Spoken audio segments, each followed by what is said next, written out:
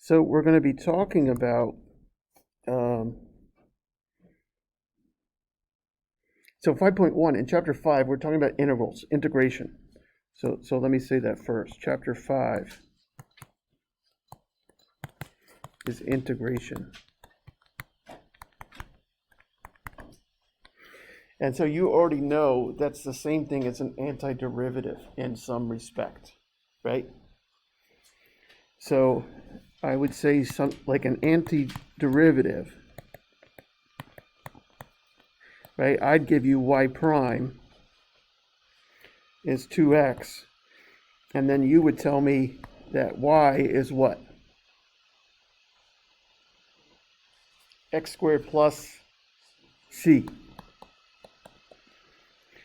But now we're going to be doing the integral.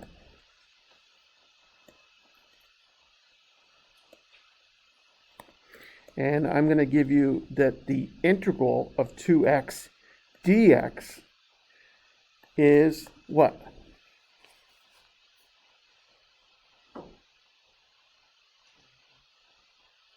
Yes. It's hard to get it wrong. The answer's already on the page.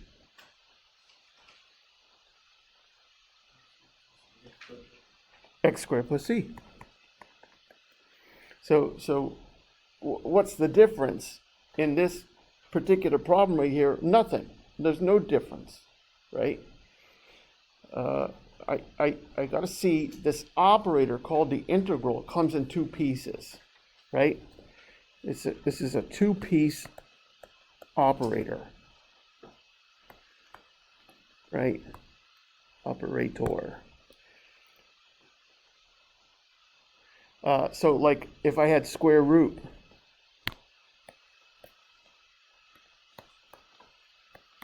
of 4, do you see that square root?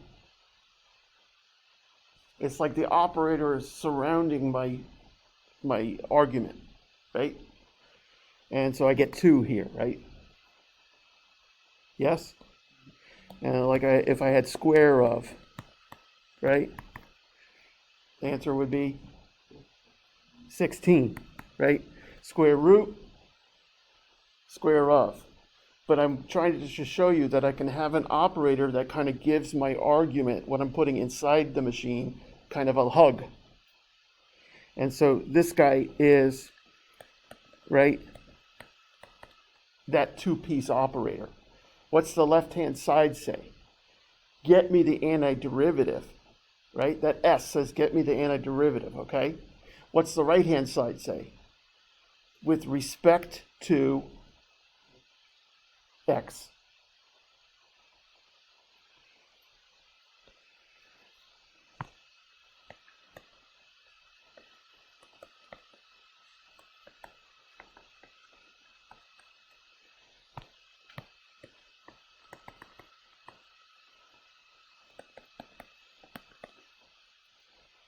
Now, it actually means something a little different as well, but this is a thought I would like you to have when we start doing all these integrals, okay?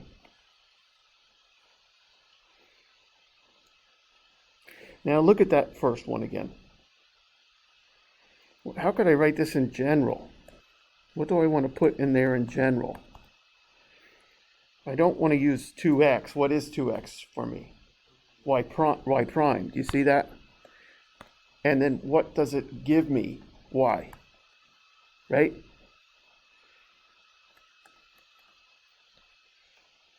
So what do you see happening?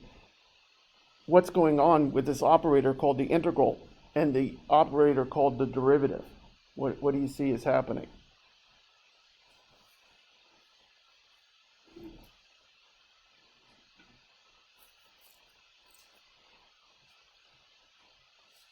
Ivan, did you say?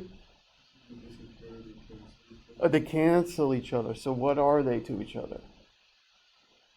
Inverse operations. I take the derivative of y, I get y prime. I take the integral of y prime, I get back to y. So these things are undoing each other. They happen to be inverse operations. Weird, because one of them gives you slope and the other gives you area. Okay, so this is the fundamental theorem of calculus.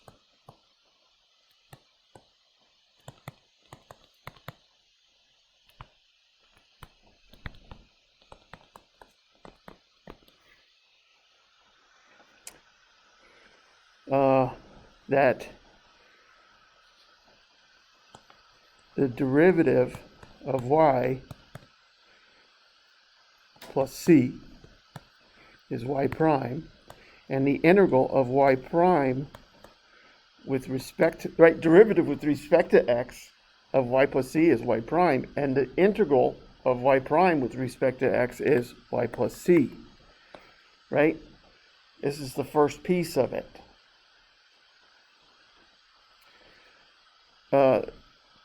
This is results in the slope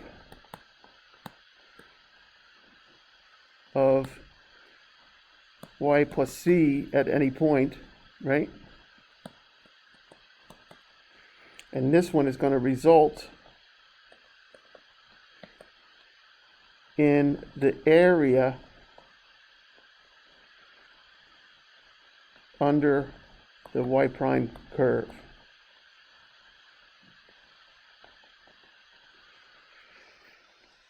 This is obvious that they're undoing each other. This is one of these God, I call it a God moment. Something so incredible and so complicated to think about that a lot of us will have different definitions of God, right? Or not even understand how to explain it. This is one of those moments here that you're going to see, and it's really hard to understand why or how. So, in the area under the y prime curve. So this is the first half of the fundamental theorem of calculus, and the second half is this. The integral from a to b of y prime dx is y of b minus y of a is the area.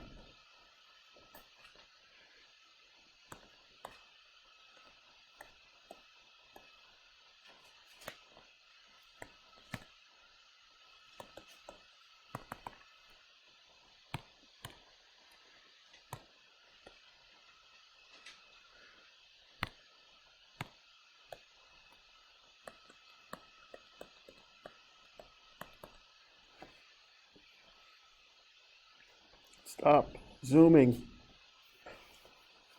Two parts of the fundamental theorem of calculus. The derivative and the integral are opposite operations. The integral also gives you the area under the curve of the derivative. So in a sense, finding a slope and finding an area are opposite operations. Doesn't make sense at all. Magical. I'm going to prove it. So you will see it.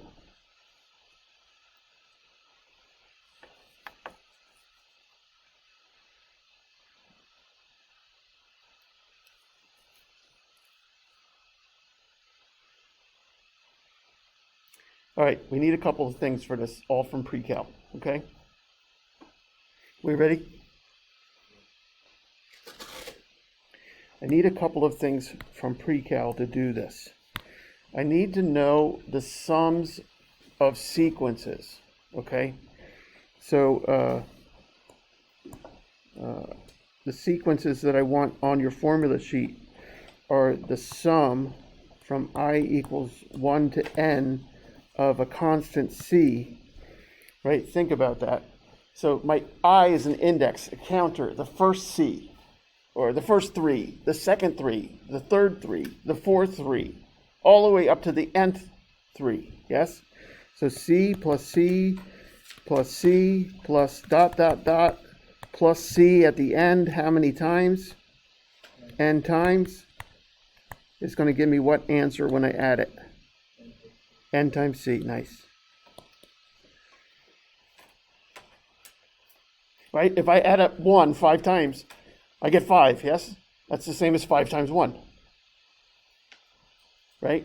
If I add up 3 3 times, right, I get 9. That's the same as 3 times 3, right? You with me? That one should need no proof, am I right? Okay. The next one, the sum of I equals 1 to n of I, which is 1 plus 2 plus 3. I'm adding up the indices, right? All the way up to n is n times n plus 1 all over 2. You should have proved this in pre-cal by induction. Does that sound familiar to anybody? Did we do induction? Did I do induction? Yes.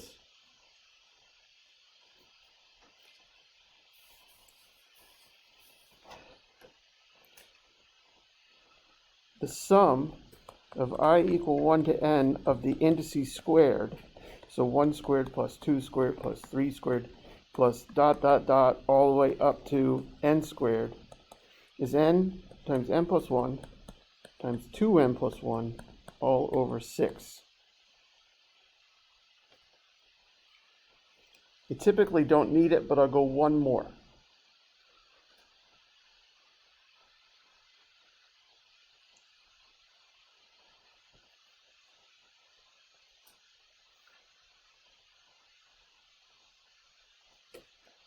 The last one, the sum of I equal 1 to n of I cubed, of the index is cubed, so 1 cubed plus 2 cubed plus 3 cubed plus dot dot dot all the way up to n cubed is n plus 1 squared times 2n plus 1 squared all over 4.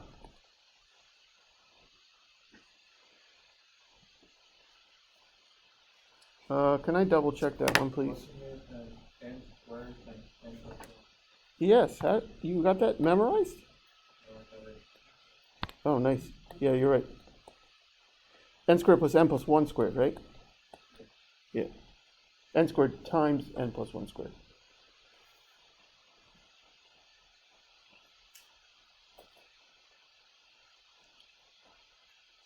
And I'm sorry, these are series, not sequences. A sequence is just when I write out the terms. The series is when I add them.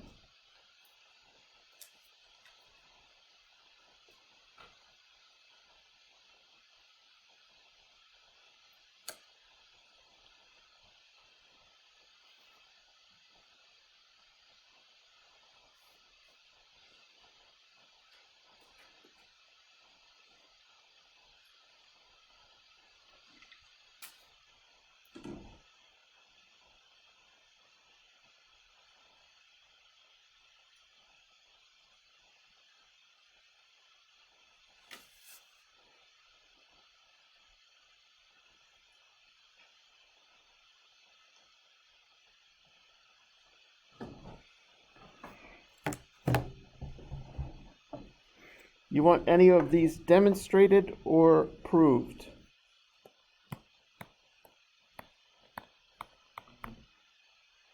Number 2? Number 2 proved? What? Demonstrated. Got it. So number 2 demo. Let's do the sum of I equal 1 to 9, right? So 1 plus 2 plus 3 plus 4 plus 5 plus 6 plus 7 plus 8 plus 9. Let's see, there's 6, 10, 15, 21, 28, 36, 45. Agreed? Someone add it up for me, double check me.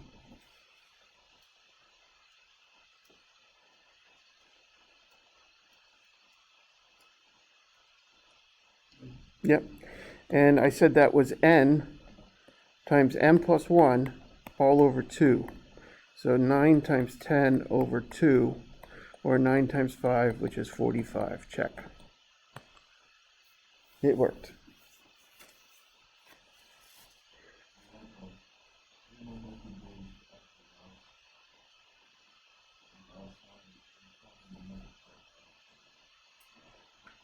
No. No. Oh, yes. Yeah, I did this, right?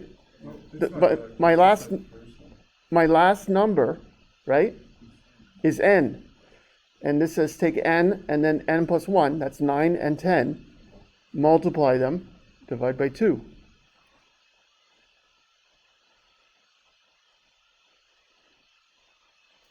So, but I don't like you thinking of this one and this one. I just like you using the formula, okay?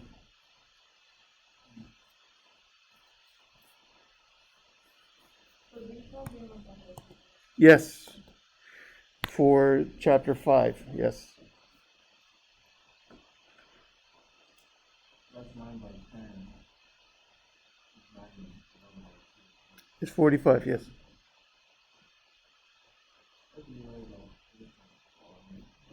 No, 9 times 5. 10 over 2 is 5.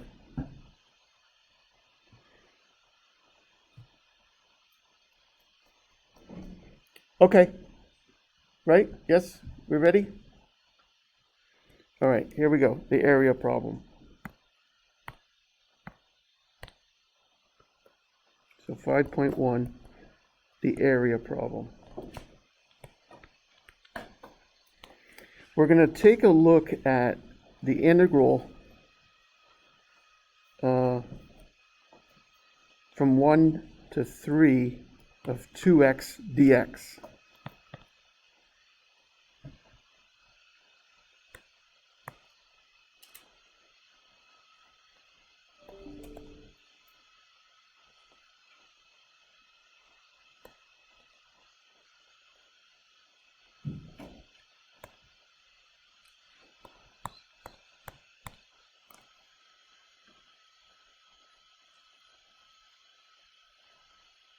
Uh, 2 times 3 is 6. Sorry. 1, 2, 3, 4, 5, 6.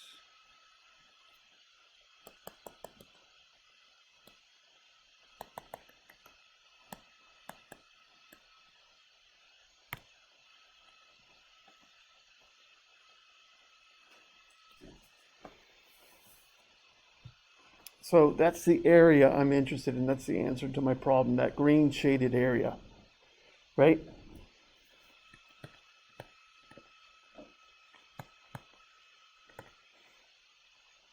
Well, the green shaded area is a rectangle and a triangle, yes? The rectangle is how wide?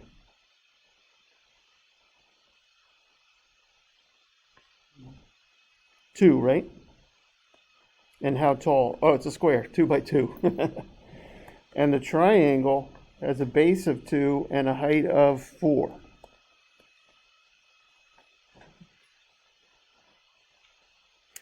So my area is 2 by 2 plus 1/2 of 2 by 4. So 4 plus 4 is 8. The area is 8. How are we doing there? Are we okay? Is it hard to see that green? No, it's not too bad, right? I keep zooming, damn it. Yes, you with me? Everybody okay here? Say again? I can't. It's 8, yeah, 2x dx from 1 to 3. From 1 to 3.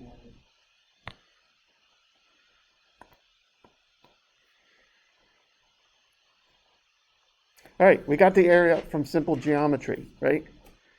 Let's do the area by taking the integral. What's the integral of 2x dx? X squared evaluated at 3 and then 1. So I get 3 squared minus 1 squared. It's 9 minus 1, which is 8.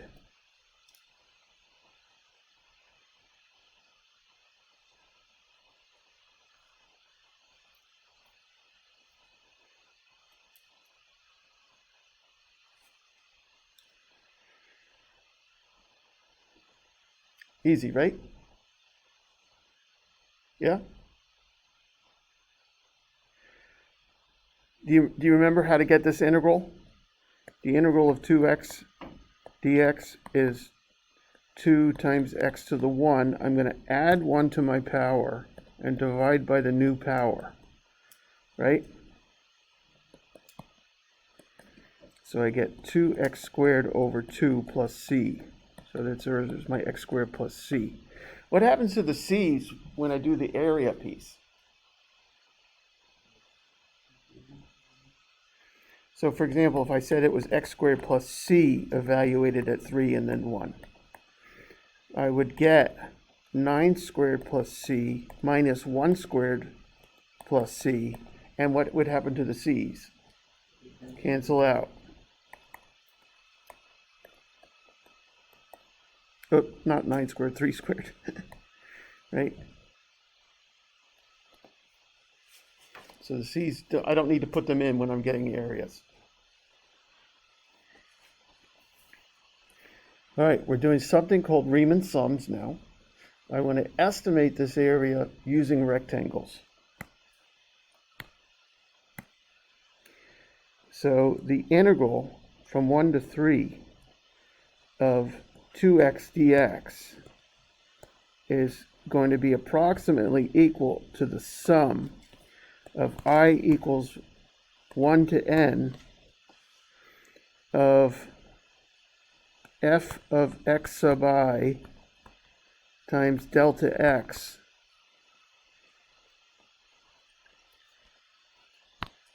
and so we're going to look at that picture, right, from 1 to 3.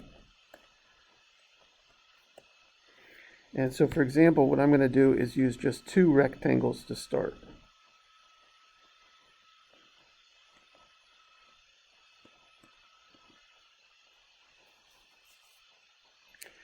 And so I like using right edge rectangles, okay?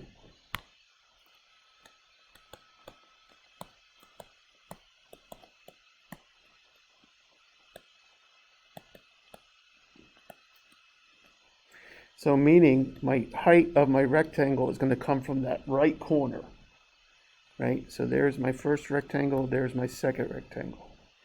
Now, obviously, notice about my area in those rectangles, it's bigger than the area under the curve, right? So what we tend to do is do this with right-hand rectangles and left-hand rectangles. So get an overestimate and an underestimate, and then do what? What do you think? Well, it might be the average of them, but right? But we're going to let the number of rectangles go to infinity. So watch what happens when I let n be 8, right? So 1, 2, 3, 4, 5, 6, 7, 8, almost.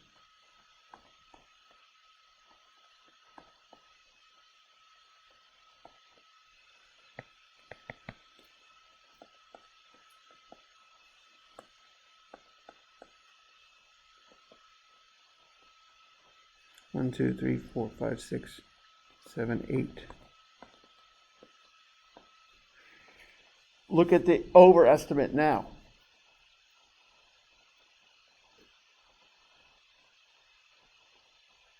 You see it's less? Can you visually see that it's less? It's still too much, but it's less of too much, right? So what we're going to do is we're going to take the integral from 1 to 3 of 2x dx, and that's going to be the limit as n goes to infinity of the sum of f of x sub I times delta x, right, from I equals 1 to n. And notice what happens to this sigma. What is sigma? What is sigma? It's a sum, but what letter is it in the Greek alphabet? S. So you see what happens when I let the number of rectangles go to infinity? My sigma becomes the S, the integral. And what happens to delta x? Becomes dx. And the function is still the function.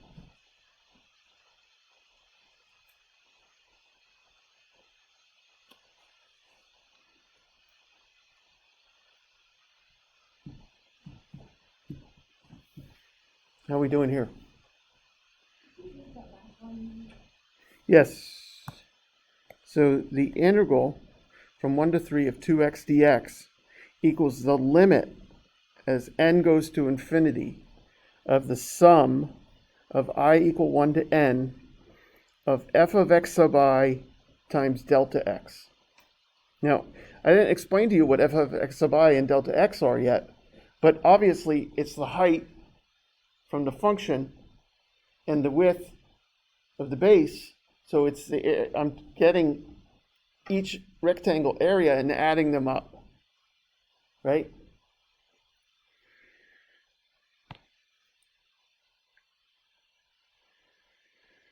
So for this particular right edge rectangle piece, delta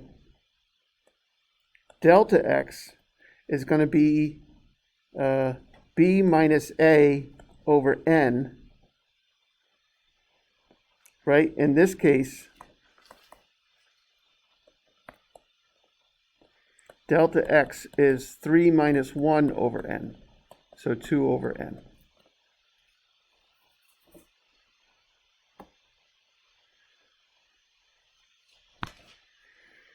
X sub I is a plus delta x times I. So in this case, x sub I is 1 plus 2i over n.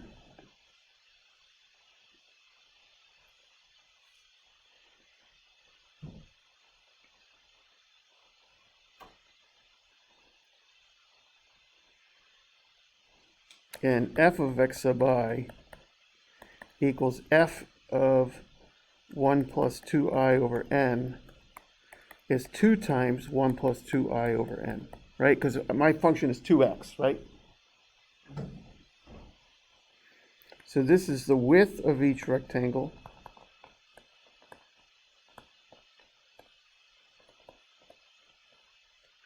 And this is the height of each rectangle.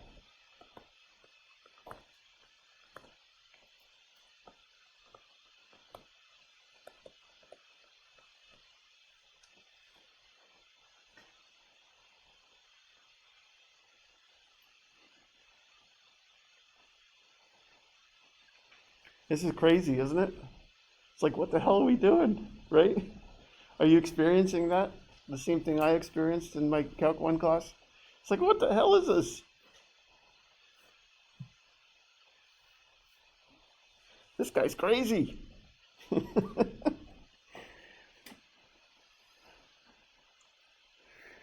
So f of x sub I times delta x equals 2 times 1 plus 2i over n times 2 over n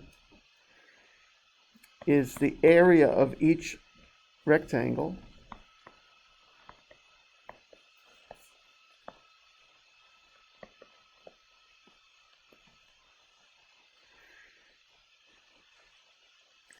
And the sum from I equals 1 to n of 2 times 1 plus 2i over n times 2 over n is the sum of the area of the rectangles.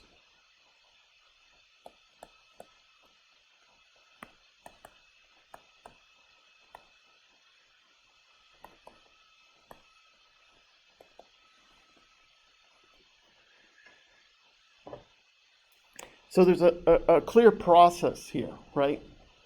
I'm going to take my interval from 1 to 3 and divide it up evenly among n rectangles, right? Do you see that first step? Take the area from 1 to 3 and divide it evenly by n rectangles. Find the right endpoints of each of my rectangles, right? So find the first right endpoint, the second right endpoint, the third right endpoint, and that's my x sub I. And then but plug those into the function to get the actual height of the rectangle.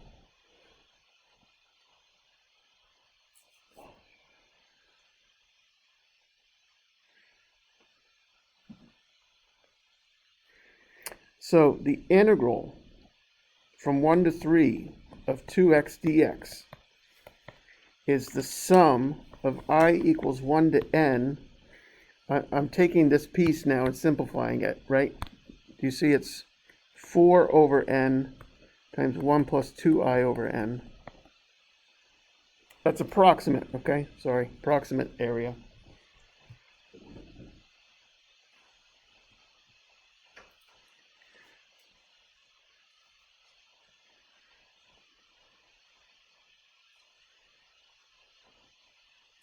So this is the sum of I equal 1 to n of 4n plus 8i over n squared.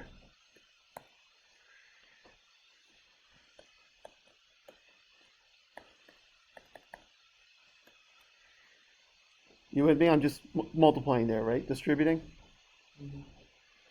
So this is the sum of 4n plus the sum, 4 over n, plus the sum of 8i over n squared.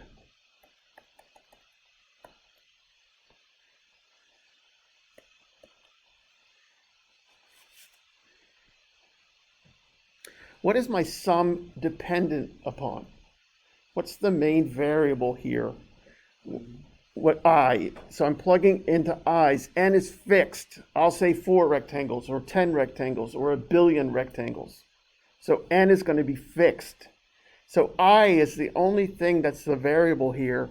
So I can do 1 over n times the sum of 4 plus 1 over n squared, 8 over n squared times the sum of I.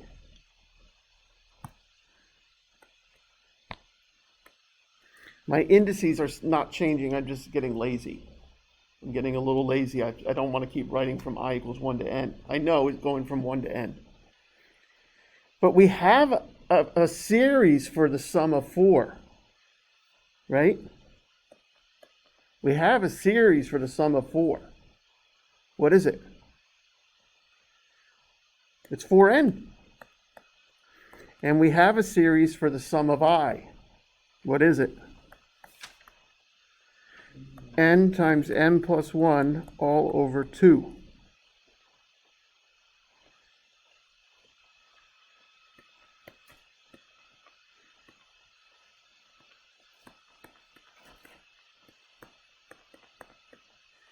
So I'm just simplifying.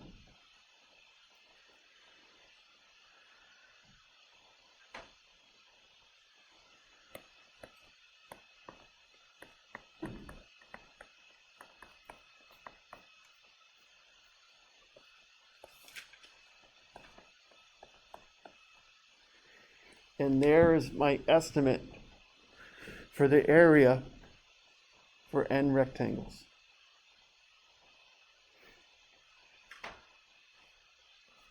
So the integral from 1 to 3 of 2x dx is approximately 8 plus 4 over n for n rectangles. So for example, when I use 4 rectangles, what's my sum?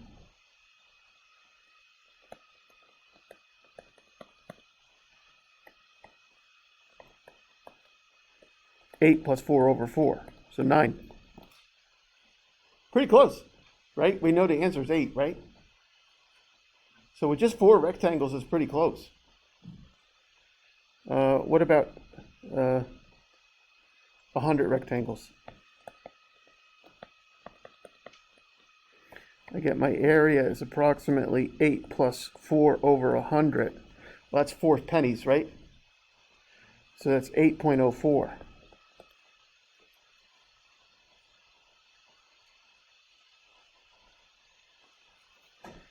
As n goes to infinity, notice that 8 plus 4 over n goes to 8 plus 0. There's the answer. Right? When we do an infinite number of rectangles, what happens to this piece? Goes to 0, right? 4 divided by infinity. Right? 4 divided by a very, very large number is really close to 0, right? In fact, when we go all the way to infinity, we know the limit is 0.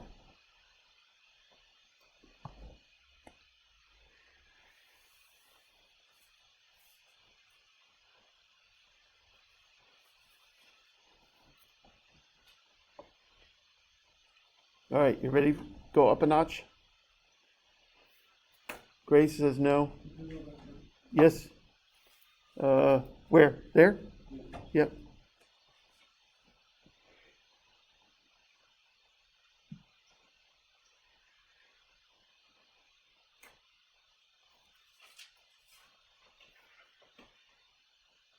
One more problem today. We'll quit. We'll be done early. One more problem.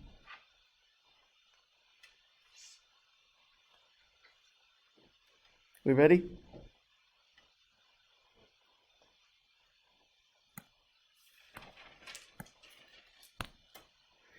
Let's do the integral from 0 to 1 of x squared dx.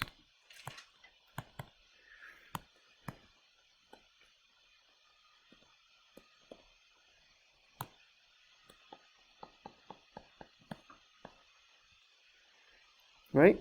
So let's do this. By the way, this is called a definite integral. When I want the area, it's called a definite integral. Okay? So what do I get for my antiderivative? I'm going to take my x squared, right? And I'm going to add 1 to the exponent and divide by the new exponent and then evaluate at 1 and then at 0. Oops.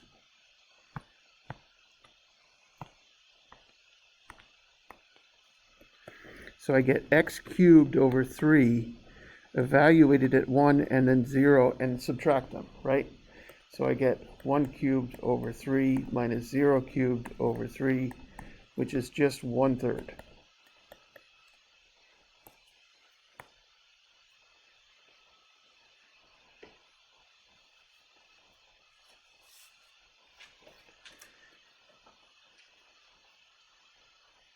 Let's do right-hand integrals, rectangles, right? So we want to show that the integral from 0 to 1 of x squared dx is the limit as n goes to infinity of the sum from I equals 1 to n of f of x sub I times delta x.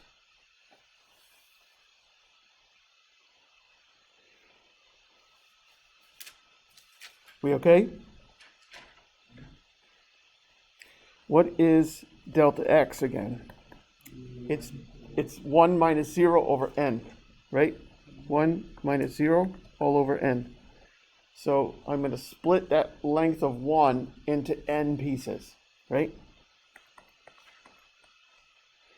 What is x sub I?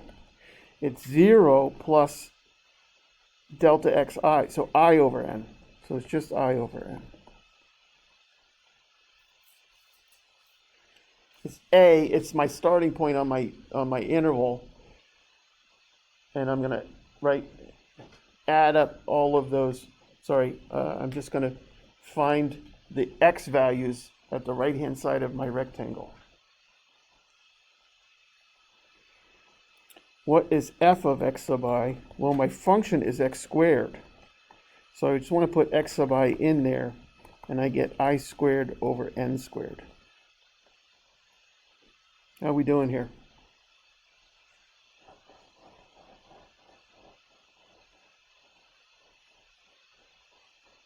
Imagine if you missed this lesson.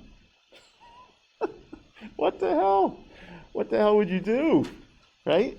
You recorded, right? Yeah, I'm recording, but what if my recording fails? Read the book, okay. So I'm looking at the limit as n goes to infinity of the sum of I equals 1 to n of I squared over n squared times 1 over n. Right? Everybody with me there? I get the delta x, I get the x sub I, I get the f of x sub I, and then I multiply them. Right? I need the area of the rectangle. So this is the limit, I'm getting bored, of the sum of I squared over n cubed. I'm only dependent upon I at this point. My limit is dependent upon n. So I can move the n cubed outside of my sum, right? But not outside of my limit.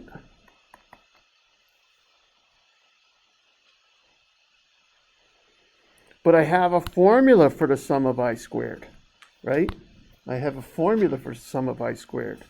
So I get the limit of 1 over n cubed times n plus 1 times a 2n plus 1 all over 6.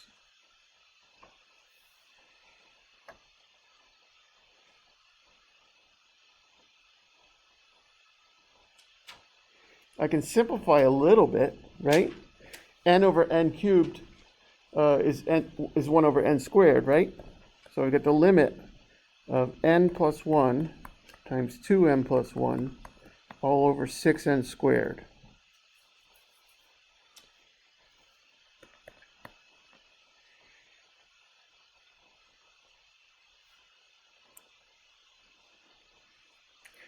So I've got 2n squared plus 3n plus 1 over 6n squared. I just FOILed out the top piece, right?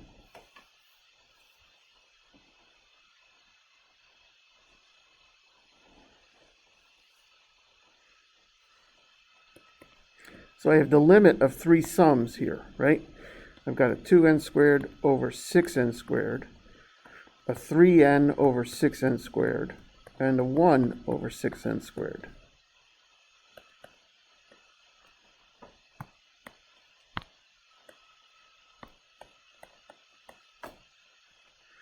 So it looks like I have a 1/3 plus a 1 over 2n plus a 1 over 6n squared. And what happens when the denominator dominates? Where's my limit go to? 0. You get 1/3 plus 0 equals 1/3. Check. Worked.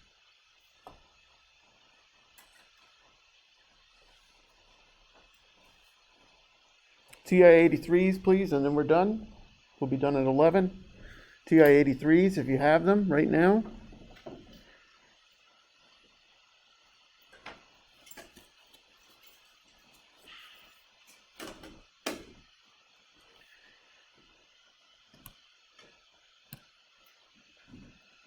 Now, Desmos does these too, right? So this is kind of nice. I use this little box down here. Sorry, yep, to get my integral. Where's my integral?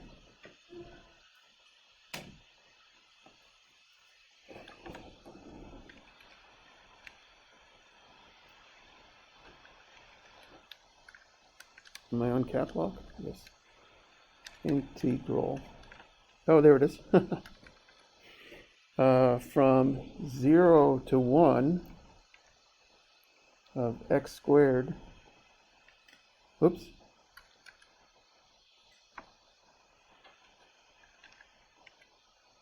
Dx. And you see my 1/3, right? Kind of nice. Yes?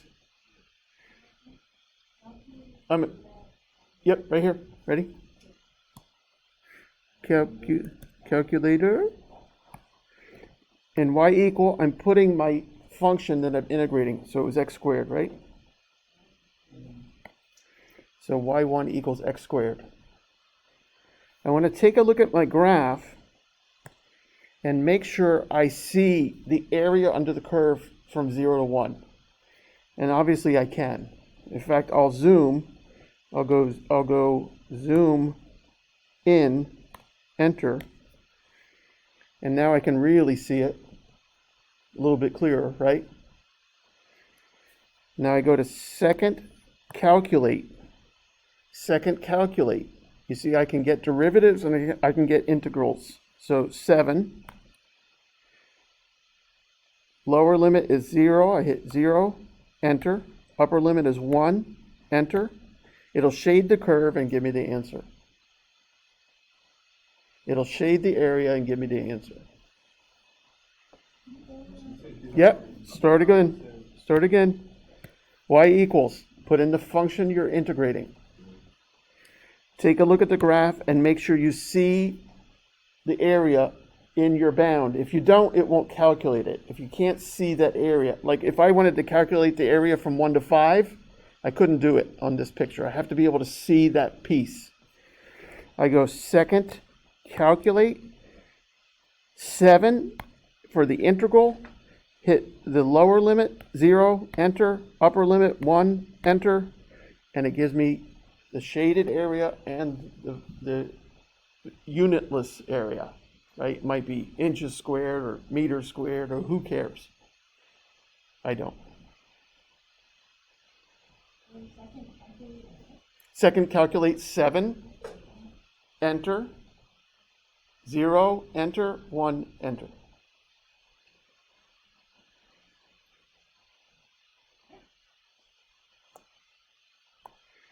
All right, have a great day. See you Thursday.